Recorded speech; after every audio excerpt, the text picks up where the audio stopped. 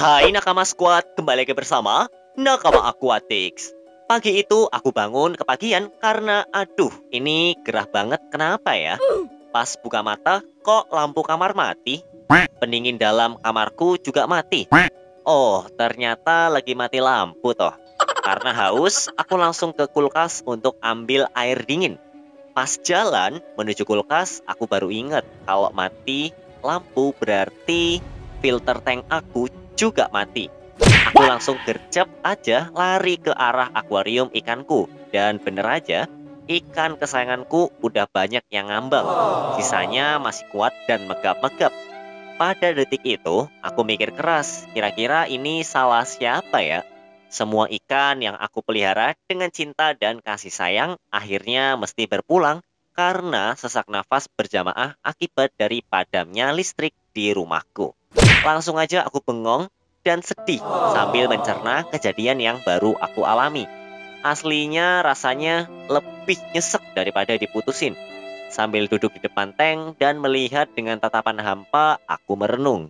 Apakah ini salah PLN yang suka bikin pemadaman atau aku yang kurang prepare sebagai keepers karena nggak punya aerator yang make baterai buat antisipasi? Akhirnya aku putusin ya, ini semua salahku karena sebagai keepers, aku nggak bersiap kalau ada bencana datang.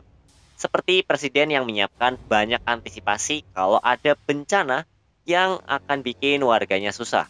Harusnya aku juga punya opsi biar kalau ada pemadaman kayak gini, ikanku juga bisa diselamatkan. Setelah itu, aku udah siap dengan banyak cari tahu soal tips dan trik untuk menghadapi situasi buruk yang bisa mengancam hidup ikanmu kayak mati listrik. Alhamdulillah sekarang kalau lagi pemadaman, aku bisa lebih santuy karena udah tahu cara menanggulanginya. Nah, aku mau share ke kamu nih, tips apa aja yang bisa menolong ikan kamu kalau terjadi pemadaman. Goals aku sih biar kamu nggak mengalami perih dan sakit yang kayak aku terima. Lalu apa aja nih tipsnya? Aku bagi menjadi 7. Yang pertama, pasang aerator AC/DC atau baterai. Ini adalah opsi paling menolong kalau rumah kamu lagi mati lampu. Karena si aerator berisi baterai ini akan berguna untuk ngasih oksigen alias gelembung udara yang pasti bakalan bikin ikanmu bernafas lega. Aerator jenis ini tetap menyala walau nggak ada listrik selama beberapa jam. Ya menurut aku sih akan sangat menolong kalau kondisi kamu lagi nggak di rumah dan nggak bisa ngecek langsung keadaan ikan kamu. Apalagi kamu piara ikan-ikan yang suka megap-megap kayak ikan koki. Dia kan emang ikan manja yang kudu banget butuh oksigen dalam tanda kutip secara masif. Nggak ada oksigen bentar aja, akibatnya bisa fatal banget. Meskipun itu bisa juga terjadi di ikan lain sih. Kalau kamu keepers ikan cana, ya mungkin bisa lebih sedikit santuy. Kalau kamu udah punya aerator ini, ketika plop listrik mati, aerator akan tetap menyala untuk memberi oksigen kepada para ikan-ikan. Seenggaknya waktu gelap-gelapan, tapi ikanmu nggak mati. Aerator kayak gini gampang banget kok untuk kamu beli. Biasanya udah banyak toko ikan yang jual atau kamu bisa beli di marketplace kayak Tokopedia, Shopee, atau Bukalapak. Jadi kalau kamu sayang ikanmu, buru beli deh. Jangan si dia mulu yang dikasih kado. Ikanmu juga butuh hadiah. Yang kedua, siapin ember. Ini emang cara yang kedengarannya old school dan sangat kepepet. Cuma kalau emang keadaannya udah genting banget, mau nggak mau ini bisa dijadiin opsi terbaik buat nolongin ikan-ikanmu. Kalau misal lampu mati dan nggak punya aerator, langsung aja ambil ember di rumahmu. Misal nih, kamu pelihara ikan lebih dari satu, bahkan mungkin belasan ekor. Udah pasti mereka akan rebutan oksigen di dalam air. Kalau misal suplai oksigennya nggak ada dan oksigen itu direbutin sama belasan ikan, ya bisa berabe. Maka dari itu, kalau udah di ujung tanduk, siapin aja ember yang banyak dan masukin ikannya pelan-pelan. Dengan kamu naruh ke ember si ikan jadi nggak rebutan oksigen lagi. Dan seenggaknya mereka bisa bernafas dengan lega. Walau ya nggak seenak pas filter menyala. Perlu dilihat juga, kamu masukin ikannya ke ember juga jangan kayak banyak-banyak. Maksimal 2 atau 3 ikan aja per ember. Kalau kamu ombyok lagi di ember, ya sama aja bohong sahabatku. Jadi, kamu jangan suka nendangin ember kalau lagi ngambek. Soalnya si ember ini bisa jadi penyelamat yang sakti kalau misal ada bencana terjadi kepada akuarium kamu. Yang ketiga adalah gayung air. Bukan guys, ini gayung bukan buat mandi atau nyiram ayam yang lagi bandel ya. Tapi buat ngurangin volume airmu pas lagi mati lampu. Kenapa? Seperti yang udah aku jelasin di tips sebelumnya, ancaman fatal yang diakibatkan oleh mati lampu adalah nihilnya ketersediaan oksigen di tankmu. Kalau filter mati, ya udah nggak ada oksigen yang bisa membuat ikanmu bernafas. Gayung ini dipakai buat ngebuang air di akuariummu dan ngerefillnya dengan air baru. Cukup buang aja 60% volume air di tankmu, lalu ganti dengan air yang baru. Kondisi air baru lebih kaya akan oksigen yang pasti bisa membantu ikanmu bernafas. Walaupun cara ini rada pegel, tapi tenang aja kawan.